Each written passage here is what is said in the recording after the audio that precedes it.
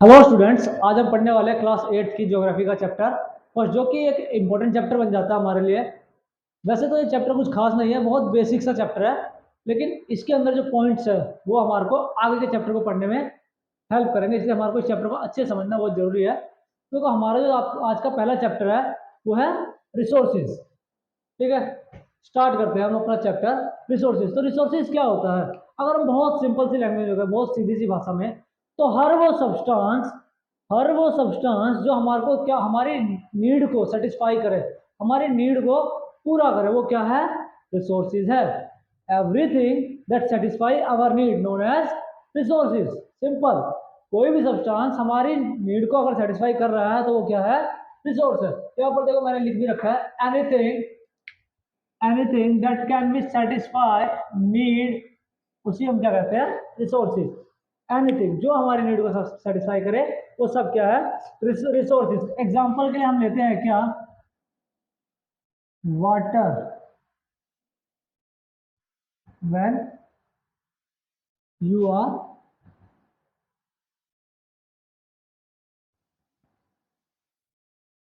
Thirsty. ठीक है, पानी। जब आप प्यासे होते हो उस समय पानी क्या है? वाटर क्या है? एक रिसोर्स बन जाता है। जब आप प्यासे हो, आपको प्यास लगी, उस समय आपकी नीड क्या है? वाटर। तो इसलिए वाटर क्या बन गया आपके लिए? Resources. Electricity. Electricity at home. घर पर आपको क्या चाहिए होती है? बिजली चाहिए होती है, तो आपके लिए बहुत जरूरी है। इसलिए ये आपके लिए क्या बन गया? इलेक्ट्रिसिटी क्या बन गई? एक रिसोर्सेज। ठीक है, ट्रांसपोर्ट नहीं, mean of transport to go to home. ठीक है, घर जाने के लिए आपको किसी ना किसी साधन की जरूरत पड़ेगी। अगर आप कहीं बाहर गए हो, स्कूल गए हो, ऑफिस गए हो, वहां से घर जाने के लिए आपको किसी ना किसी साधन की जरूरत पड़ेगी। ठीक है, तो अब उस समय आप क्या लोगे? भाई आपका घर दूर है, अगर पैदल तो जाओगे नहीं। उस समय जो आपका मीन ऑफ ट्रांसपोर्ट होगा वो कुछ भी हो सकता है। आप ऑटो रिक्शा से जा रहे हो, बाईसाइकिल से जा रहे हो, कार से जा रहे हो, आज बाइक से जा रहे हो। अब जो भी मीन ऑफ ट्रांसपोर्ट लेते हो वो सब क्या बन जाता है? रिसोर्सेज। क्लियर है? मतलब कि जिस भी सब्सटेंस का हर वो छोटी से छोटी चीज जिसका आप यूज कर रहे हो, निडल से लेकर हर बड़ी चीज तक, एरोप्लेन तक, सब कुछ क्या है? रिसोर्सेज है। क्लियर है? तो देखो, रिसोर्सेज को अगर हम बात करते हैं रिसोर्सेज की, तो रिसोर्सेज बनते कैसे हैं? रिसोर्सेज बनने के लिए आपको एक टर्म दी हुई है आपकी बुक में। ठीक है, पेज फर्स्ट में ही वो टर्म दी हुई है आपकी बुक में, यूटिलिटी। क्या? यूटिलिटी। अगर आप इस यूटिलिटी को समझ गए, इसका मतलब आपको समझ में आ जाएगा रिसोर्सेज होता क्या है एक्चुअल में। यूटिलिटी का मतलब क्या है? देखो, यूटिलिटी की एक सिंपल सी परिभाषा है, सिंपल सी डेफिनेशन है क्या? कि जब भी आप किसी भी चीज को, कोई भी सब्सटेंस आप या कोई भी मटेरियल आप यूज करते हो, ठीक है, उससे आपको क्या सेटिस्फेक्शन मिल रही है? ठीक है, वही उसी के बेस पे क्या होता है? तो सब्सटेंस क्या बनता है? रिसोर्स बन जाता है। ठीक है, देखो दोबारा समझने की कोशिश करते हैं। देखो क्या लिखा हुआ है यहाँ पर, the satisfaction that is received from the consuming goods and service. जब हम किसी गुड्स को कंज्यूम करते हैं या कोई सर्विस लेते हैं, उससे हमारे को क्या सेटिस्फेक्शन मिल रही है? हमारे को अच्छा फील हो रहा है या नहीं हो रहा, हमारे को बुरा लग रहा है या कैसा भी लग रहा हो, जो भी हमारे को उससे सेटिस्फेक्शन मिलती है, उसी के हिसाब से वो हमारे लिए क्या बनता है? रिसोर्सेज बनता है। देखो एग्जाम्पल से समझने की कोशिश करते हैं। देखो होता क्या है, मान लो आपने, जब आप प्यासे थे, पहला एग्जांपल देखो, water when you are thirsty. ठीक है, जब आप बहुत प्यासे थे, बहुत प्यासे, आपको आसपास कहीं पानी नहीं मिल रहा था, अचानक से एक बंदा आपके लिए पानी ले आया, या अचानक से आपको कहीं पानी दिख गया, आपने उस पानी को पिया। उस समय आपको उस पानी को पीने के बाद कैसा फील होगा? बहुत अच्छा फील होगा, बिल्कुल जाहिर सी बात है, बहुत अच्छा फील होगा कि आप बहुत ज्यादा प्यासे हो और आपको एकदम से पानी मिल गया और आपने उस पानी को पिया, आपको एकदम बढ़िया फील होगा। इसका मतलब क्या है? इस समय आपके लिए उस गुड्स को कंज्यूम करने के बाद सेटिस्फेक्शन बहुत अपर लेवल की है। ठीक है, और अगर ऐसा है तो इसका मतलब कि वो आपके लिए क्या बन गया? वैल्यूएबल बन गया। देखो अब हम आते हैं नेक्स्ट टर्म पे। जो हमारी नेक्स्ट टर्म है वो क्या है? वैल्यू। वैल्यू और यूटिलिटी आपस में एक दूसरे के कंबाइन है, जुड़े हुए हैं, इसीलिए देखो इसको दोनों को एक साथ समझने की कोशिश करते हैं। तो होता क्या है, अगर आपके लिए किसी भी सब्सटेंस को गुड्स को कंज्यूम करने के बाद सेटिस्फैक्शन बढ़ जाती है, अगर आपकी किसी भी गुड्स को कंज्यूम करने के बाद सेटिस्फैक्शन बढ़ जाती है, तो ऑटोमेटिकली आपकी वो सेटिस्फैक्शन क्या कर देगी, आपकी वो सेटिस्फैक्शन क्या कर देगी,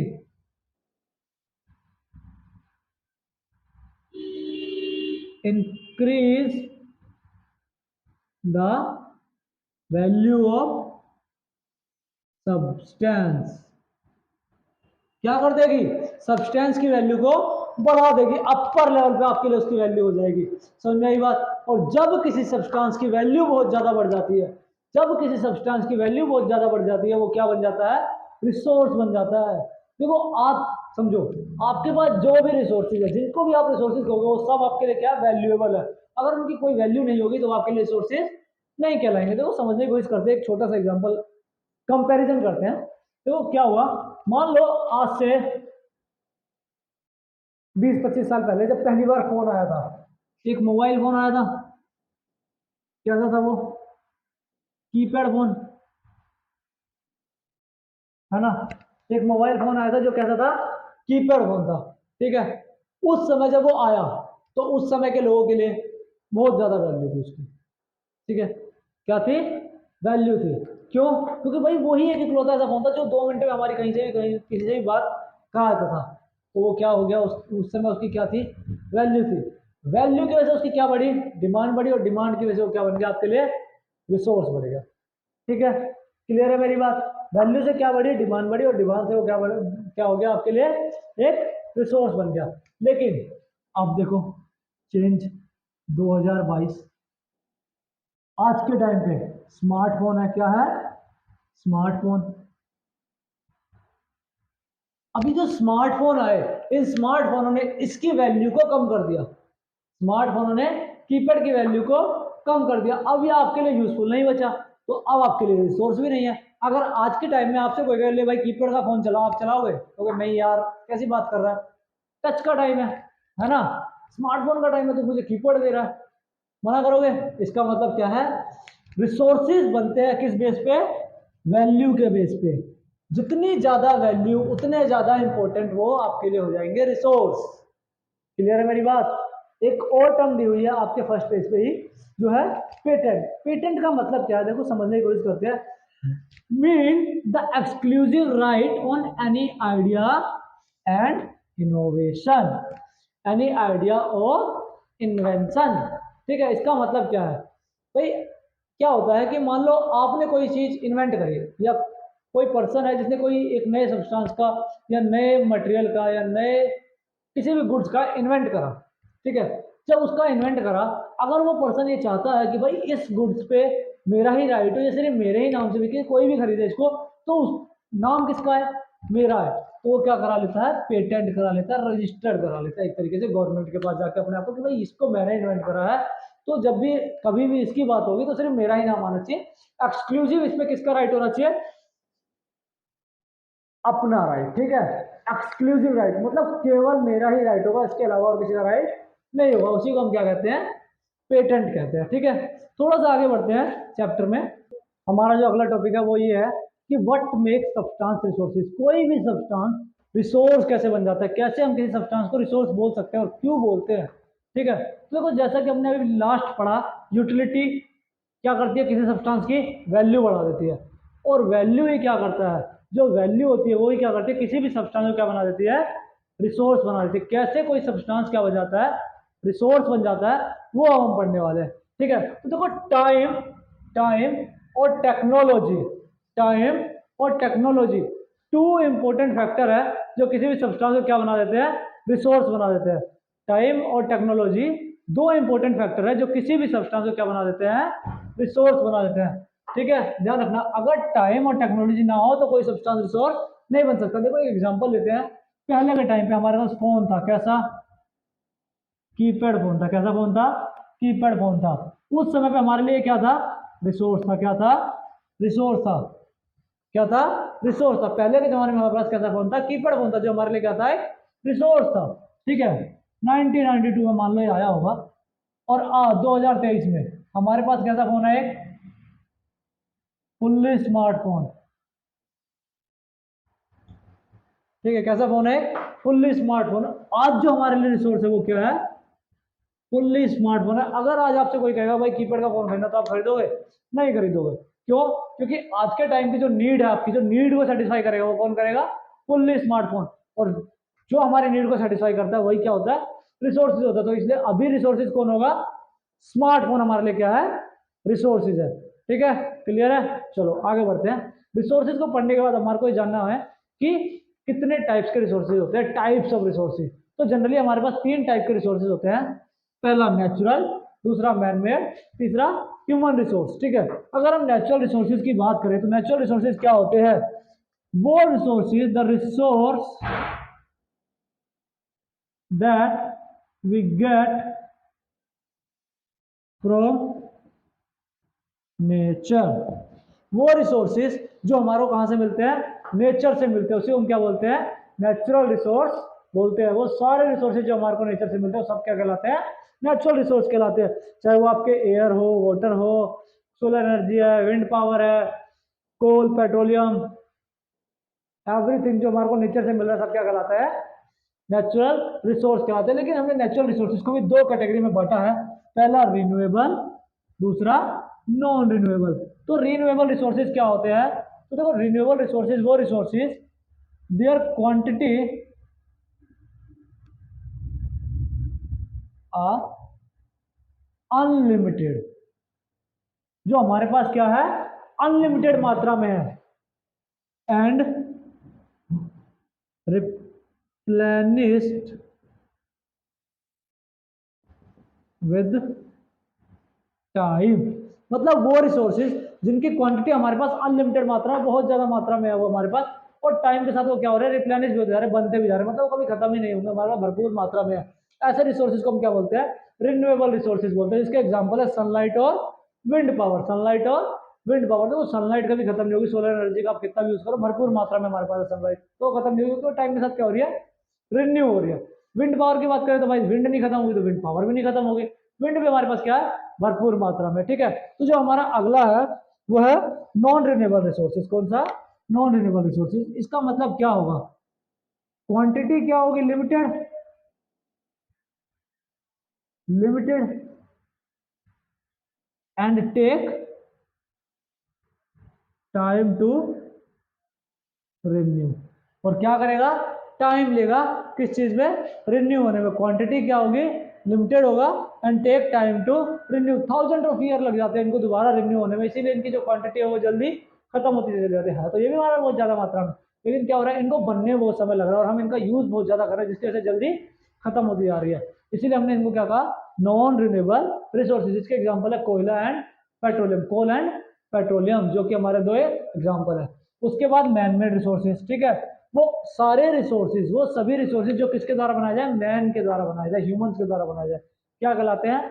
मैनमेड रिसोर्सेज कहलाते हैं। ठीक है, जैसे कि मान लो यहाँ पर ब्रिज है, रोड है, मशीनरी है, ये सब किसने बनाई है?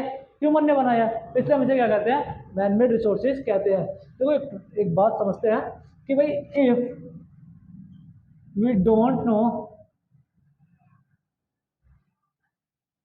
How to extract iron from iron ore, अगर हमें ये पता ही ना हो कि आयरन ओर से आयरन को कैसे सेपरेट करना है, we can't use iron as a resource.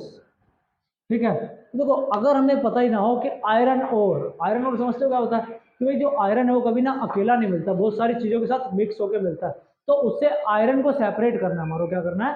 Iron को सेपरेट करना है। और अगर हमें पता ही नहीं होता हम कैसे आयरन ओर से आयरन को सेपरेट करें, अगर हमें पता ही ना हो कि हम आयरन ओर से आयरन को कैसे सेपरेट करें, तो हम आयरन को कभी एज अ रिसोर्स यूज ही नहीं कर सकते, हम कभी मशीनरी बना ही नहीं सकते थे। इसलिए आयरन भी क्या है? एक मैन मेड रिसोर्सेज है। ठीक है, उसके बाद हम बात करते हैं किसकी? Human as a resource. Human as a resource. देखो हम ह्यूमन को एज अ रिसोर्स यूज क्यों करते हैं? क्यों? क्योंकि जितने भी हम आज रिसोर्सेज देख रहे हैं, हमारे पास जितने भी मैनमेड रिसोर्सेज है वो किसकी वजह से? ह्यूमन की वजह से।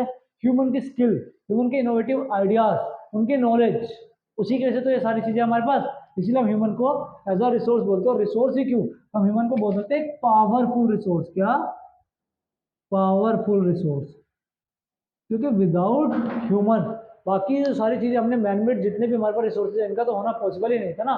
इसलिए ह्यूमन क्या हमारे लिए बहुत ज़्यादा जरूरी रिसोर्स है, जिसकी स्किल को बढ़ाना, जिसके जिसके नॉलेज को बढ़ाना, जिसके इनोवेटिव आइडियाज़ को बढ़ाना, ये क्या कौन करता है, एजुकेशन करती है। ठीक है, इसी से क्या होता है, ह्यूमन आगे चल के क्या बन जाता है, रिसोर्स बन जाता है। क्लियर है, ठीक है। चलो अब हम बढ़ते हैं अपने अगले टॉपिक की तरफ, वो है रिसोर्सेज कंजर्वेशन। ठीक है, रिसोर्सेज को पढ़ लिया हमने, अब हमें ये जानना है कि रिसोर्सेज को कंजर्व करने की जरूरत क्यों है। तो देखो जो रिसोर्सेज है वो हमारे लिए बहुत इंपॉर्टेंट है, बहुत ज़्यादा यूजफुल है। वो हमारे लिए नहीं, जो हमारी आने वाली पीढ़ी होगी उनके लिए भी बहुत ज़्यादा यूजफुल होंगे। तो वो भी इसका इस्तेमाल कर पाए, वो लोग भी इसके बारे में जान पाए, वो भी इनका सही उपयोग और अच्छे तरीके से इसका उपयोग कर पाए, इसके लिए इसे कंजर्व करना बहुत ज़्यादा जरूरी है। ठीक है, इसीलिए हम क्या करते हैं, रिसोर्सेज को कंजर्व करते हैं। तो कैसे कर सकते हैं हम रिसोर्सेज को conserve, using resources carefully and give them time to get renew is called resources conservation. ठीक है, रिसोर्सेज को केयरफुली यूज करना और उसको टाइम देना ताकि वो उस टाइम में अपने आप को रिन्यू कर सके, दोबारा से रिन्यू हो सके। इसी प्रोसेस को हम क्या कहते हैं, रिसोर्सेज कंजर्वेशन कहते हैं। क्लियर है, चलो ठीक है। आपकी बुक में एक और टर्म दिया हुआ है रिसोर्सेज कंजर्वेशन के अंदर ही, सस्टेनेबल डेवलपमेंट। क्या होता है सस्टेनेबल डेवलपमेंट, इसको समझने की कोशिश करते हैं। तो देखो सस्टेनेबल डेवलपमेंट का सीधा सा मतलब है balancing the need to use resources, ठीक है, and also conserve them for the future use. ठीक है, balancing the need to use resources, resources के यूज को, ठीक है, रिसोर्सेज के यूज की नीड को बैलेंस करना और साथ साथ उनको कंजर्व करना ताकि उनको हम फ्यूचर में भी यूज कर सके, उसी हम क्या कहते हैं, सस्टेनेबल डेवलपमेंट। मतलब क्या है कि भाई हमें चीजों को बैलेंस करके यूज करना, ये नहीं कि आज की जरूरतों को रोक के फ्यूचर के लिए बचाना, नहीं, आज भी इस्तेमाल करना हो लेकिन इस तरीके से इस्तेमाल करना है कि वो आज भी इस्तेमाल हो जाए और वो फ्यूचर के लिए भी बचा रहे। जब हम इस चीज को बैलेंस कर देंगे उसी को हम क्या कहते हैं, सस्टेनेबल डेवलपमेंट। क्लियर है, आई होप आपको समझ में आएगा। वीडियो अच्छी लगे तो लाइक करना, शेयर करना, सब्सक्राइब करना। Thank you.